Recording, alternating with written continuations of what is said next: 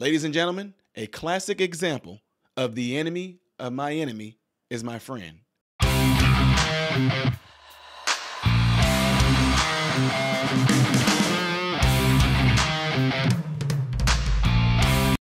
are you guys all doing? I hope you're all doing well. I know that you all are not doing well. It's just a figure of speech, you know.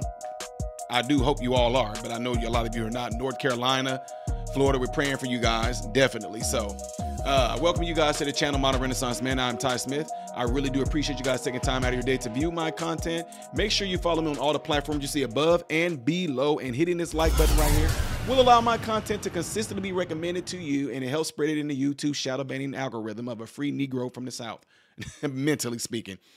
Folks, don't forget, if you want me to see a clip that you want me to react to, shout you out in the process, go to patreon.com/Modern Renaissance Man, and that's how you can find out how you can do that. Last but not least, double check and make sure that you still are subscribed to the channel, all right? So, ladies and gentlemen, there is a fire going on, and we see in the smoke, and everybody trying to figure out, whoa, that can't be Harrison Biden over there doing that. Nah, we're not going to look into that. And wait, what it is? Harrison Biden, there's some tension?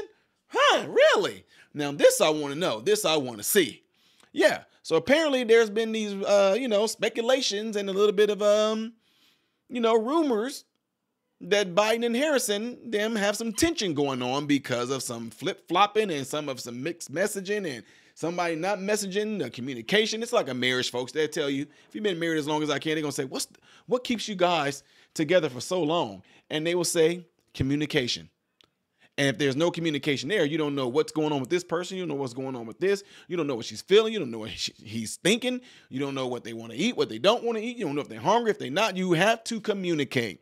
And apparently, President Biden felt that he can just let Kamala Harris go along with her campaign team and do what they do. And by him letting her off the leash to try to do her own thing, as we saw this past week, it did not go good. But in spite of all that, ladies and gentlemen, my view on this, you kind of got a glimpse of what I'm talking about, right? But check this out. All right, a new Axios report suggests there is a growing rift between President Biden and Vice President Harris and each of their staffs as we're just 3 weeks out from Election Day. Yep, senior White House correspondent Jackie Heinrich joins us with the latest. Jackie. Good morning, guys. Axios reports things are frosty between the VP's campaign team and the White House just before the run-up to the election, and, quote, some on the Harris team say that top White House aides aren't sufficiently coordinating Biden's messaging and his schedule to campaign with what's best for the vice president's campaign. They highlighted a few times the president's impromptu remarks conflicted with an event that Harris was doing, upending the media coverage that Harris would then receive, like when Biden twice gave impromptu remarks in the hurricane, just when Harris was about to speak from the campaign trail. These campaign sources go on to accuse the White House of lacking someone in the room to think first and foremost about how things would affect the campaign.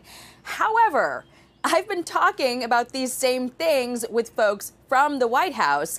They've been increasingly frustrated that Harris's campaign keeps putting the president in a tough spot, like when she publicly picked a fight with Florida Governor Ron DeSantis over not taking her calls. I spoke with 3 sources in the president's orbit about all that. They agreed it was a dumb thing for Harris to do, and that DeSantis and Biden had been coordinating on the response. Biden was not going to dump on the Florida governor, whose state was about to be pummeled by a storm. So when reporters asked whether DeSantis should be taking her calls, of course the president was going to deflect.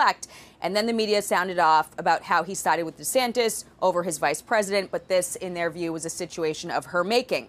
These sources felt that the decisions that the Harris campaign was making showed their relative inexperience and novice, and while he's been bending over backwards to give her opportunities to demonstrate her leadership, she's fumbled it a couple of times, guys. And Jackie, according to the Axios article, and they talked to 10 people, which is a lot of people. It's not just 1 or 2.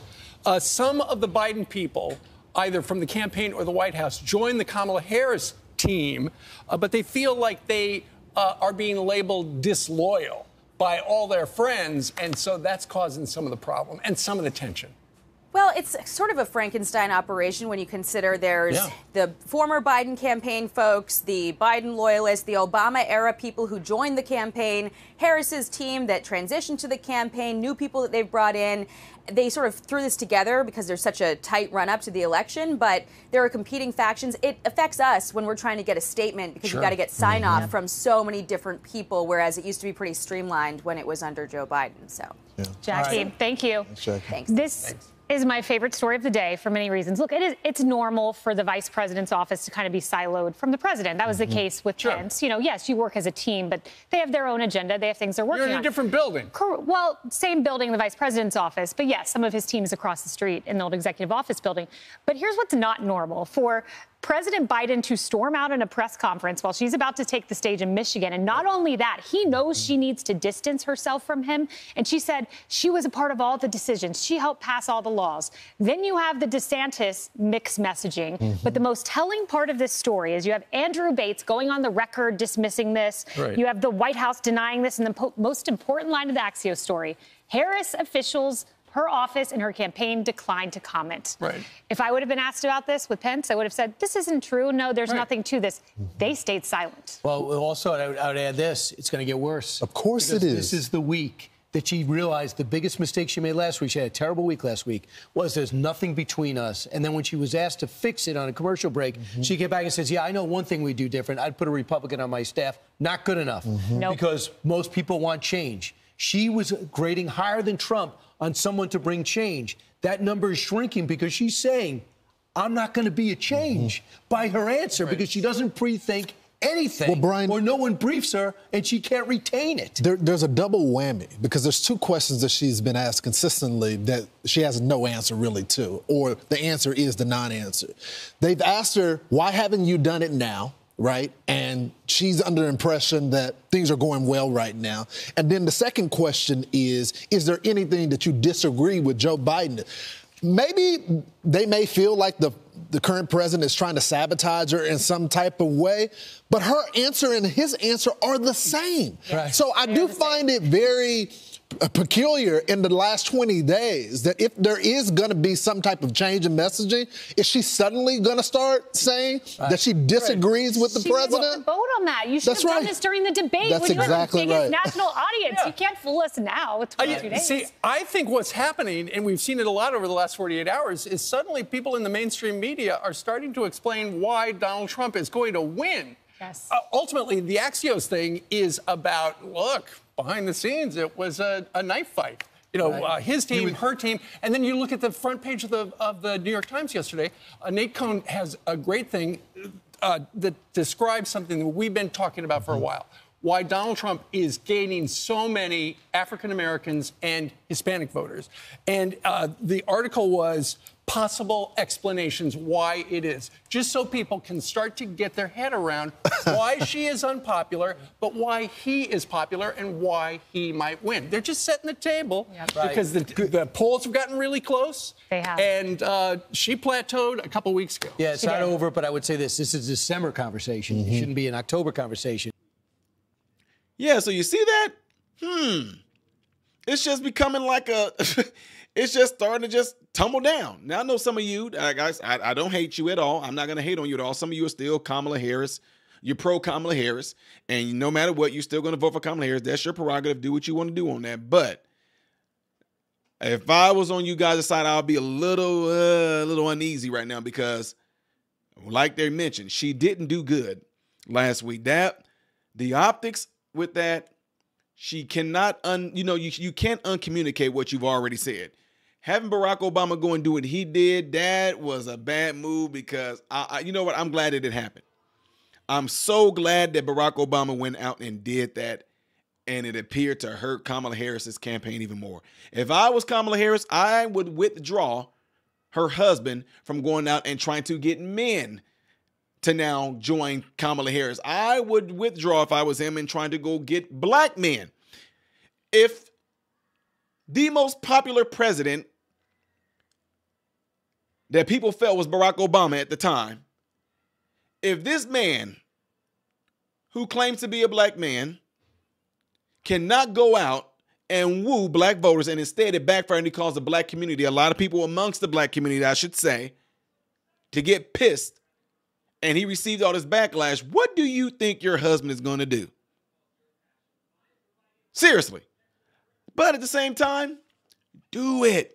Kamala Harris, y'all, yes, send your husband out to go try to get men. You see the gender gap as further. The more y'all try to make us unite, it further. Have you not seen the statistics and the dang on demonstrations and all of the social experiments that they try to put in when it comes to the egalitarianism and what happened?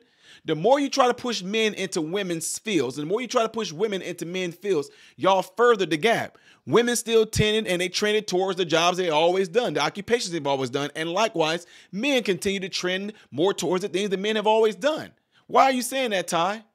This is not going to work. By you guys going out and doing this, black people have already waken up a lot to the rhetoric that the Democrats have been playing on us for a long time. And now you go and send Barack Obama and seeing how it backfired. Oh, boy, boy, boy, do I love seeing it. I told y'all, Chi-Town. I told y'all. And I love it. We're going to keep this thing going, folks. We're not just looking at this year. We're looking beyond this. We're looking 4 years from now, 4 years after that, to keep this thing going. As long as y'all are there and I'm here and we doing our thing, Florida, Missouri, Illinois, Tennessee, got y'all.